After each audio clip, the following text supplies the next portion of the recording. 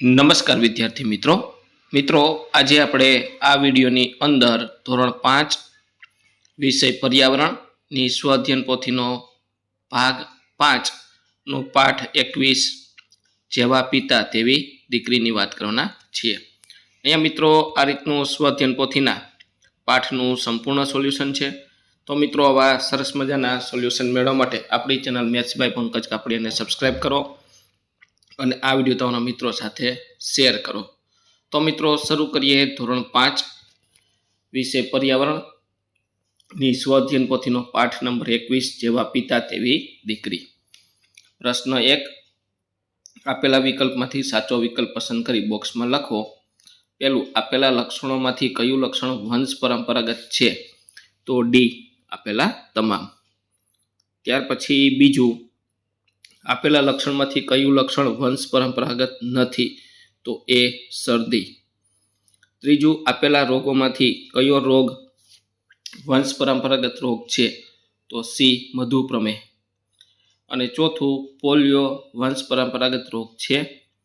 તો ના, બી ના આવશે। તો પહેલામાં ડી, બીજામાં એ, ત્રીજામાં સી, ચોથામાં બી। ત્યાર પછી ખોટો શબ્દ છેકી નાખો। તો પહેલું મધુપ્રમેહ વંશ પરંપરાગત રોગ છે, તો નથી, ચેકવાનું છે। બીજું ઊંચાઈ વંશ પરંપરાગત લક્ષણ છે।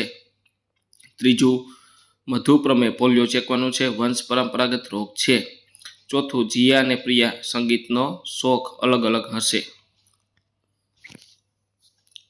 ત્યાર પછી પ્રશ્ન 3 નીચેના પ્રશ્નોના જવાબ આપો। કયા લક્ષણો આપણા માતા પિતાના સમાન હોઈ શકે છે? તો નાક, વાળ, રંગ, અવાજ અને ઊંચાઈ। બીજું કયો રોગ વંશ પરંપરાગત રોગો તરીકે ઓળખાય છે? તો ડાયાબિટીસ, થેલેસેમિયા, હિમોફિલિયા વગેરે। ત્યાર પછી ત્રીજો પ્રશ્ન જીયાની માતાના વાળ વાકડિયા છે, તો જીયાના વાળ વાકડિયા હશે, કેમ? હા, કેમ કે વાળનો પ્રકાર વંશ પરંપરાગત છે। ચોથું તમારી બહેન સારું સંગીત ગાય છે, તો શું તમે પણ ચોક્કસ સારું ગાઈ શકો છો? કેમ? ના, કેમ કે અવાજ એ વંશ પરંપરાગત છે, પરંતુ સારું ગાવા માટે તાલીમની જરૂર છે।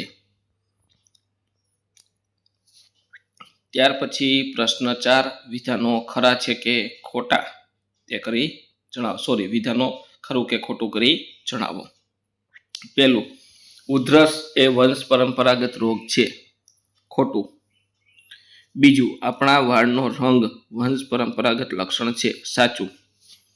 ત્રીજું રમેશ અને જયેશ બે ભાઈઓ છે, રમેશ ભણવામાં હોશિયાર છે, જયેશ પણ ચોક્કસ ભણવામાં હોશિયાર છે, ખોટું।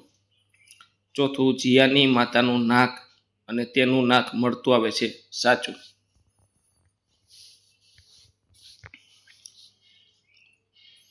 ત્યાર પછી આપેલા કોષ્ટકમાંથી વંશ પરંપરાગત લક્ષણો અને બિન વંશ પરંપરાગત લક્ષણો શોધીને નીચે લખો। તો વાંચન, ઊંચાઈ, કદ, પોલિયો, ભાષા, તક, નાક, ગીત, અવાજ, મધુપ્રમેહ અને ગાલના ખંજન। તો જોઈએ આપણે વંશ પરંપરાગત લક્ષણો ઊંચાઈ, કદ, અવાજ, ગાલના ખંજન, મધુપ્રમેહ, નાક, ભાષા। બિન વંશ પરંપરાગત લક્ષણો પોલિયો, વાંચન, તક અને ગીત। ત્યાર પછી પ્રશ્ન 6 તમારા દાદાને મળતા આવતા તમારા લક્ષણો જણાવો અને તમારી દાદીને મળતા આવતા તમારા લક્ષણ જણાવો। તો તમારામાં જે તમારા લક્ષણો છે તમારા દાદા કે દાદીને જે મેચ થતા હોય એ લખવાના છે। તો દાદાને મળતા આવતા લક્ષણમાં નાક, અવાજ, વાળ અને આંખોનો રંગ। દાદીને મળતા આવતા લક્ષણોમાં ઊંચાઈ, ચહેરો, ગાલમાં પડતા ખંજન અને આંગળીઓ। તો મિત્રો આ તો આપણું ધોરણ 5 વિષય પર્યાવરણની સ્વઅધ્યયન પોથીના પાઠનું સંપૂર્ણ સોલ્યુશન જોયું। મિત્રો આવા સરસ મજાના સોલ્યુશન મેળવવા માટે આપણી ચેનલ સબસ્ક્રાઇબ કરો અને આ વિડીયો તમારા મિત્રો સાથે શેર કરો। બીજું કે મિત્રો આપણી યુટ્યુબ ચેનલ ઉપર ધોરણ 5ના સ્વઅધ્યયન પોથીના દરેક પ્રકારના સોલ્યુશન મૂકેલા છે, જે તમને મારી યુટ્યુબ ચેનલના પ્લેલિસ્ટમાંથી મળી જશે।